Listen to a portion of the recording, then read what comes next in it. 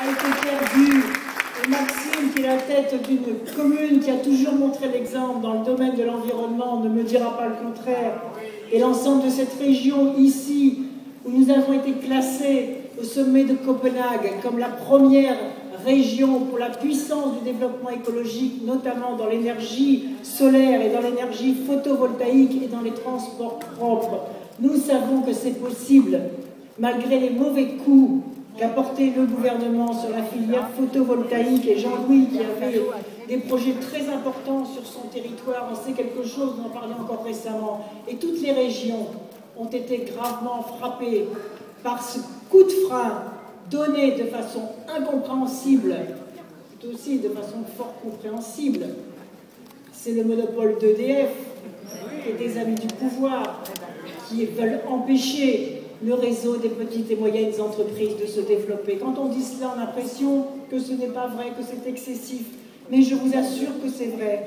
Car qu'est-ce qui expliquerait qu'au moment où l'Allemagne vient de créer 700 000 emplois dans le domaine des énergies renouvelables, le gouvernement français ait non seulement retiré les avantages fiscaux en particulier pour s'équiper, mais en plus ait diminué 2 fois de suite le prix du rachat de l'énergie, ruinant ainsi toute la filière de la fabrication française des panneaux photovoltaïques et des PME d'installation et d'entretien de cette énergie du futur.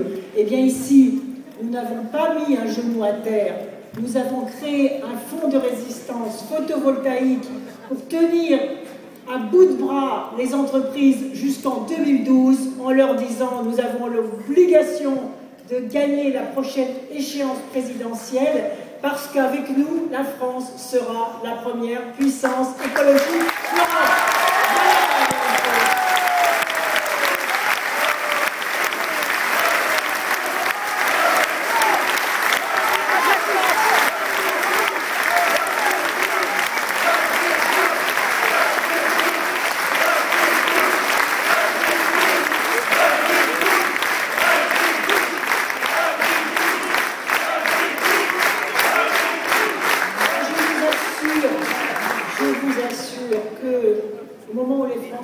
S'inquiètent, ils se disent mais finalement, est-ce que c'est possible ce développement économique dont on nous parle?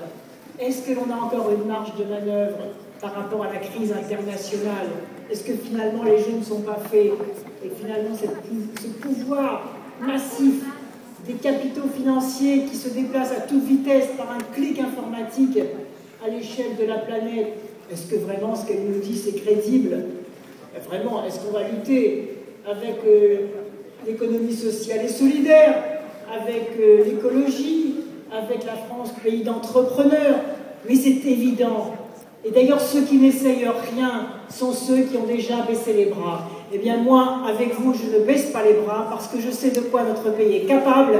Je sais que notre pays est capable de devenir, je le répète, la première puissance écologique d'Europe parce que nous avons les laboratoires.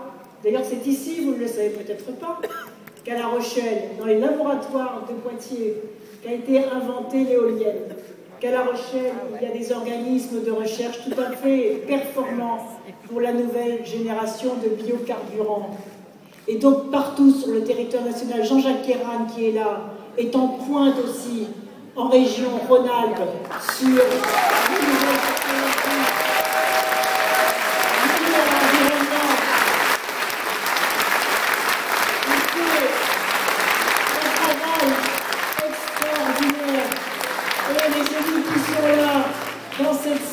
Aussi s'engage, je sais tout à l'heure Jean-Louis Bianco, tout le monde est là autour de moi, je peux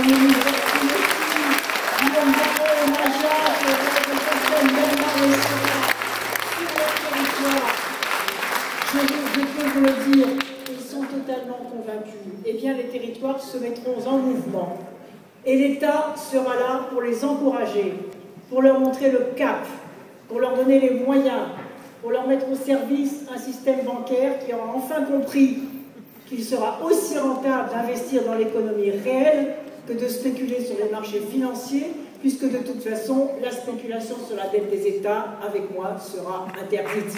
Voici.